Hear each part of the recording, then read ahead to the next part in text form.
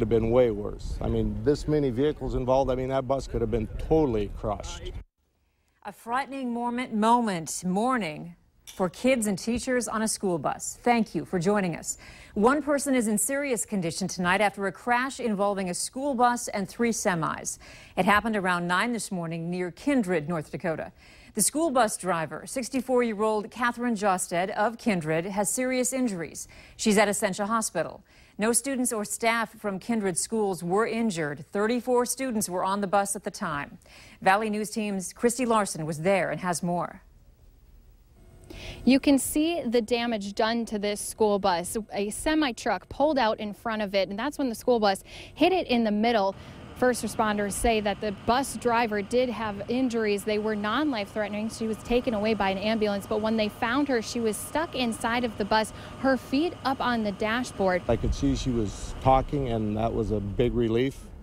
And then after assessing it, that I knew there was going to be some work involved to get her out the way she was pinned in with her feet up against the dash. I talked with the first semi-truck driver who said he was trying to wait for an opening to pull out onto the road.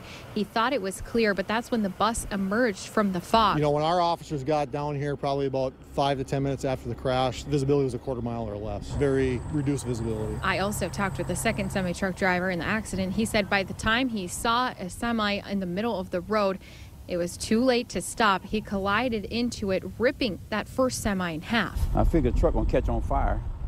That's what I was scared of, you know. So I couldn't hardly move.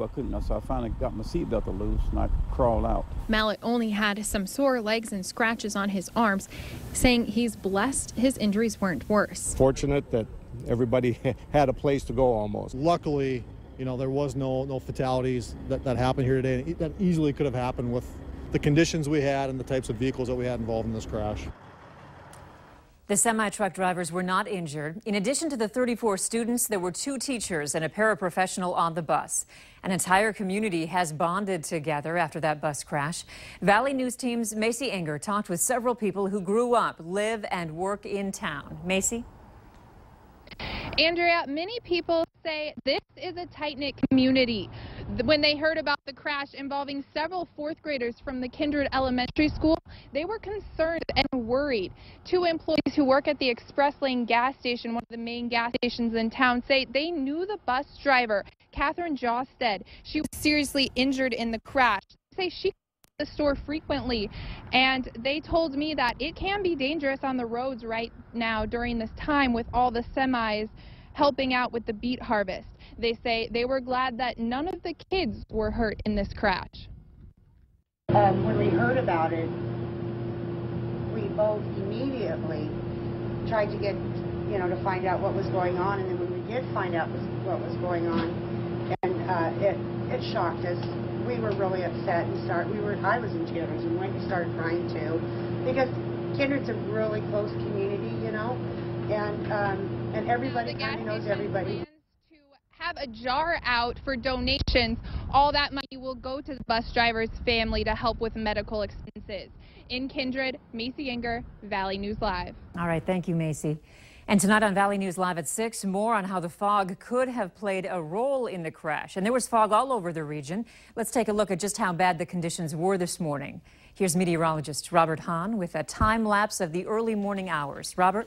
Yeah, it was foggy across much of the valley, and you heard Trooper Nywin talking about the visibility is at least a quarter mile or less, and that was the case across much of the region, even here in Fargo as we went through this morning. We'll go ahead and take graphics. This is a look back this morning beginning at 6 o'clock through 10 o'clock. Normally you can see University and I-94 at that time of day, but certainly very foggy out there. But once the sun came up, that fog burned right on off. And again, we will have a chance for a little bit of fog tomorrow morning, but nothing like we saw this morning. Right now, temperature has warmed up nicely with the sunshine we have seen. 80 degrees here in Fargo, also 80 in Jamestown, 79 a common number in Sisseton, Wahpeton, Valley City, Devils Lake, and up in Grand Forks. Hardly a cloud in the sky. That'll be the trend as we head through the overnight hours, and with hardly a cloud out there, no precipitation to speak of. Here in Fargo, as we head through the rest of the evening,